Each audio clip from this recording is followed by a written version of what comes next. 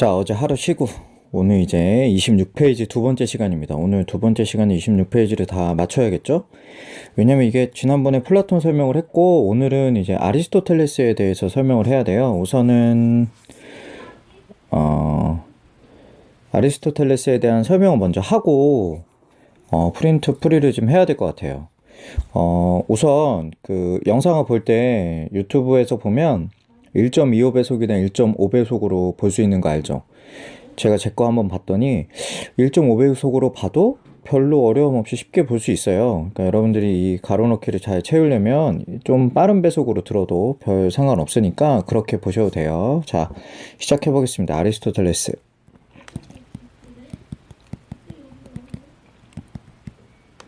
아리스토텔레스는 누구 제자죠? 누구? 플라톤. 플라톤은 누구 제자죠? 소크라테스. 이렇게 그리스 철학이 계열을 쭉 이어져 가는 거예요. 그래서 아리스토텔레스는 두 가지 면에서 있어요. 그러니까 소크라테스와 플라톤의 이론을 이어받은 것도 있고 소크라테스와 플라톤의 이론에 대해서 반발을 한 것들도 있어요. 그래서 맨 처음에 얘기하면 우선 뭐가 있냐면 플라톤 사상에 대한 비판이 있어요. 플라톤을 비판하죠. 플라톤 하면 가장 먼저 떠오르는 게 뭐가 있어요? 이데아. 이데아는 뭐예요? 그렇죠? 현실과 이데아, 진실이 있는 이데아가 따로 있다. 그래서 지금은 별로 중요하지 않고 이데아에 있는 진실이 중요하다. 그러니 현실에 있는 건 큰 의미를 두지 않는 거죠. 단지 뭐일 뿐이다? 그림자일 뿐이다. 이렇게 보죠. 그런데 아리스토텔레스는 이렇게 얘기해요. 예를 들어 나무 책상이다 라고 하면 나무 책상은 나무라는 건 뭐예요? 나무라는 건 재료죠, 재료. 재료. 다른 표현으로 하면 겉모양. 뭐 이런 거예요. 그리고 책상이라고 하면 책상은 뭐죠? 책상은 어떤 형상, 원리 이런 거예요. 그럼 잘 보면 나무라고 하는 재료나 겉모양은 쉽게 뭐 할 수 있어요? 변화할 수 있죠. 변화할 수 있어요. 그런데 반대로 책상이라고 하는 원리나 형상은 변하나요? 변하지 않나요? 변하지 않죠. 우리가 이걸 변하지 않아서 불변하다라고 얘기해요. 그러면 변화하는 재료의 성질을 갖고 있는 나무라는 재료가 있고 그 나무를 가지고 만든 원리가 있는 책상이 있어요. 그러면 변화하는 것과 변화하지 않는 것 두 가지가 합쳐져서 하나의 물건이나 물질을 만들죠. 그렇죠? 변하지 않는 건 우리가 뭐라고 해요? 이걸 보통 진리라고 하고요. 요게 어디에 나오는 거예요? 여기 이데아에 있다라고 생각하는 거죠. 그런데 현실에 있는 건 뭐예요? 변화하는 거잖아요. 그러면 플라톤이 이렇게 얘기하거든요. 나무 책상은 없다. 나무 책상은 있죠. 나무 책상은 있다. 하지만 뭐는 없다? 책상이라는 건 여기 없다. 너 나무 책상 말고 철 책상 말고 진짜 책상을 본 적이 있니? 그러면 대답할 수 없잖아. 이렇게 물어보지만 아리스토텔레스는 모든 건 다 뭐로 드러난다? 어떤 모양과 재료 그리고 원리가 어떻게 된 거? 합쳐져서 비로소 겉모양으로 드러날 수 있다라고 얘기해요. 이거 기억 안 나겠지만 앞에서 배운 이왕과 이의 그 논쟁에서 나온 얘기들이거든요. 거기서 이가 먼저니 기가 먼저니 해서 이 같은 경우는 어떻게 했죠? 이라는 놈이 그러니까 원리인 이라는 놈은 혼자 나올 수 없다. 단지 뭐일 뿐이다? 이라는 놈은 나올 수 없다. 단지 뭐일 뿐이다? 물질적인 기가 만들어질 때 이가 그 위에 올라타서 함께 표현은 뭘로 된다? 기로 표현된다. 하지만 이 안에 뭐가 들어있다? 이라는 놈이 들어있다 라고 얘기했죠. 그거랑 비슷해요. 그래서 아리스토텔레스는 어떻다? 감각이나 경험으로 우리가 느낄 수 있는 변화하는 모양도 재료도 있고 거기에 어떤 거 우리의 이성, 불변하는 진리인 이성으로 알 수 있는 원리도 있어서 따로 있는 게 아니고 두 개가 하나로 합쳐질 때 비로소 겉모습으로 드러나고 그게 어디에 있다? 현실에 있다. 그러니 이데아 같은 거 필요하지 않아. 없어. 이렇게 얘기해요. 그렇기 때문에 플라톤의 이데아론을 비판하긴 해요. 하지만 여기서 중요한 건 하지만 역시 뭐가 있다? 원리나 이런 것들을 통해서 뭐가 있는 거예요? 그렇죠. 절대적 진리는 존재하는데 그거는 이런 모습으로 드러날 뿐이다 라고 얘기하면서 플라톤을 비판하죠. 그렇죠? 자, 다시 써볼게요. 그리고 하나 더 있어요, 이제.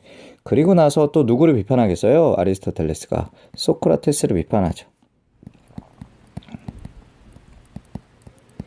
소크라테스는 뭐라고 했어요? 네가 알지 못하기 때문에 잘못할 뿐이야. 이렇게 얘기하죠? 그렇죠? 예, 알지 못하기 때문에 잘못한다. 이걸 다른 표현으로 하면 주지주의라고 표현했어요. 근데 아리스토텔레스는 이렇게 얘기하지 않았어요. 우리가 뭐 하죠? 아리스토텔레스는 아리라고 쓸게요. 아리는 우리는 알아요. 뭘 하면 안 된다, 뭘 하면 된다라는 걸 알아요. 그런데 이렇게 하지 못하는 가장 큰 이유는 뭘까요? 그 이유는 무엇 때문이다? 우리가 뭐 하고 싶으니까. 공부해야 되는 거 알아요. 근데 왜 안 해요? 귀찮으니까, 졸리니까. 그렇죠. 왜? 내가 열받으니까, 하기 싫으니까. 인간이 무엇이 있으니까? 감정이 있기 때문에 의지가 있어야만 뭐 할 수 있어요? 노력할 수 있어요. 즉, 인간은 아는 대로 행하지 못하는 이유는 모르기 때문이 아니고, 알지 못하기 때문이 아니고, 인간이 있는 감정이나 의지나 노력이 부족하거나 문제가 있기 때문에 아는 대로 뭐 하지 못한다? 행하지 못한다 라고 얘기하죠. 즉, 아는 대로 행하는 게 아니에요. 알지만, 그러니까 즉, 아는 것도 중요하죠. 아는 것도 중요해요. 하지만 뭣도 중요해요? 나의 무엇이 중요해요? 그렇게 하고자 하는 의지가 더 중요하다. 이것도 중요하다라고 보죠. 그래서 주지주의이기도 하지만 주의주의라고도 해요. 왜? 의지가 중요하고 아는 것도 중요하지만 의지도 중요하다. 이렇게 생각하고 있어요. 그러면서 소크라테스를 비판하고 그 이후에 이제 이거를 발전시켜서 자신만의 뭘 만들어요? 특별한 이론인 중용이라는 걸 만들어요. 요 중용을 이해하기 위해선 덕을 먼저 알아야 되는데 덕은 이런 거예요. 내가 하기 싫어. 그런데 해야만 해. 해야만 하는 것을 하는 거. 하기 싫어 죽겠는데 해야만 해서 한 번 했어요. 그럼 공부하기 싫어 죽겠는데 시험기간이라 공부를 한 번 했어. 그럼 한 번 하면 그 다음에 쉽게 되나요? 그래도 어려운가요? 어렵죠. 그런데 이거를 계속해서 내가 뭐 하면 습관화하면 나에게 뭐가 돼요?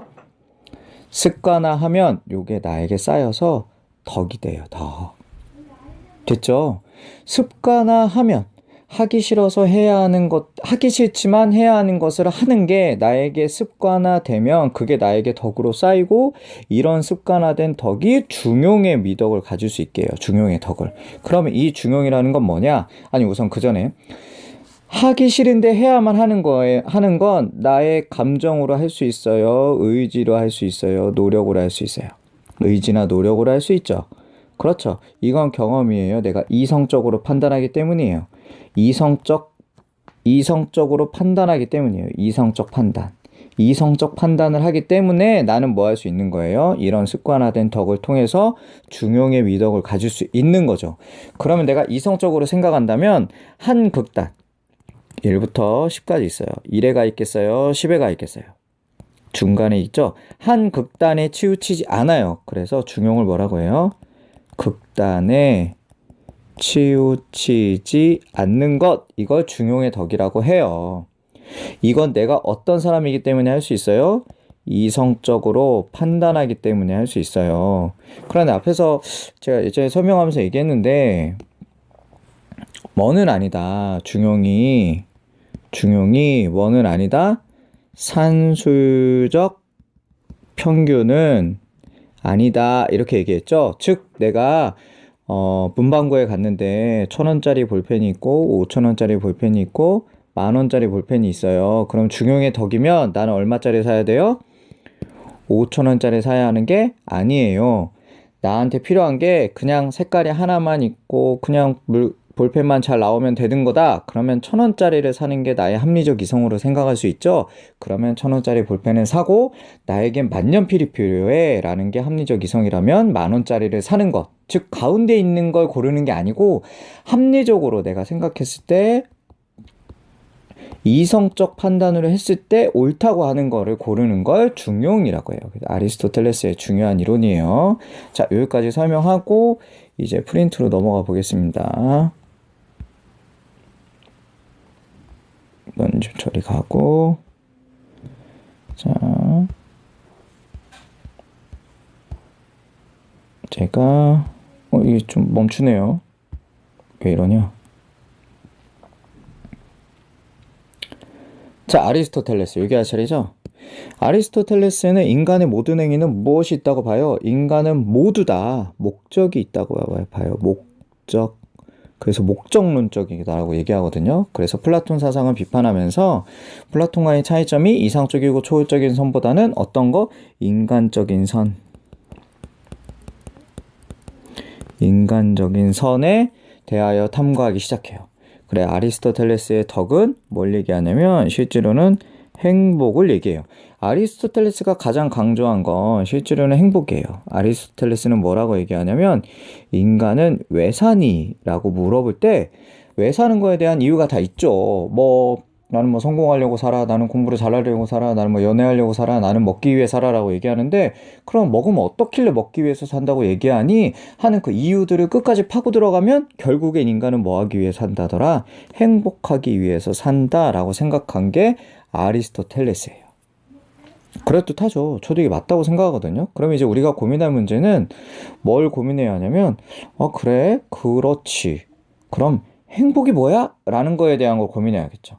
그래서 제가 요즘에 여러분들하고 보는 영화가 꾸페시의 행복한 여행인데 그걸 보는 이유가 여기에 초점이 맞춰져 있어요.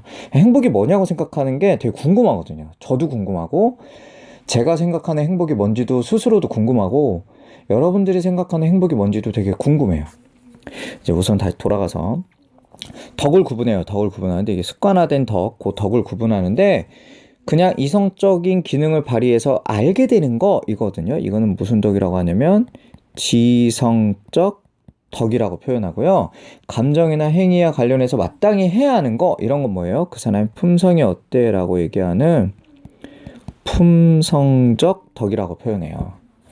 자, 오늘 시간 내에 끝내야 되니까 제가 요거 이제 넘어가서 플라톤과 아리스토텔레스 윤리사상이 끼친 영향, 플라톤 엄청 많은 영향을 끼쳤다고 했죠.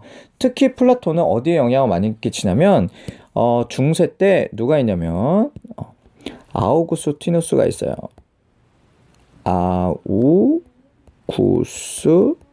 아우구스티누스라고 하는 교부 철학을 만든 황제가 있는데 이 사람이 플라톤의 이론, 플라톤의 그 이데아 이론을 가지고 도입했기 때문에 실제로는 지금 기독교 사상에 가장 근본이 만들어진 게 이때거든요. 그 기본적인 교리가. 그래서 이때 플라톤 이론을 가져와서 플라톤의 이론이 유럽을 지배하는 기독교적 이념의 기본이 돼요.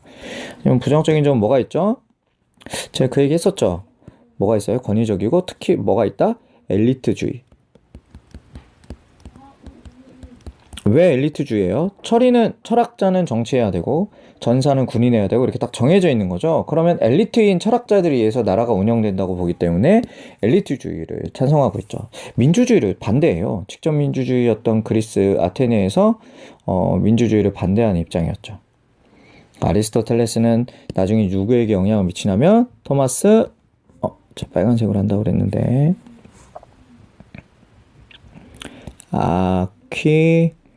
아퀴나스에게 영향을 미쳐요. 그래서 이성으로 뭐 한다? 아퀴나스는 뭐 한 사람이냐면 이성으로 신의 존재를 증명하려고 노력한 사람이거든요. 뒤에 배워요. 그럼 어쨌든 아리스토텔레스의 영향을 받은 사람이 토마스 아퀴나스예요.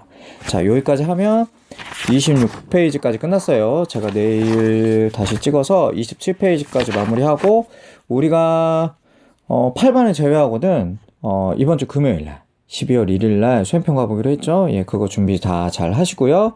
가로넣기는 요거 보고 다 채워가시면 돼요. 자, 우리 내일 만나요. 여기까지 찍겠습니다.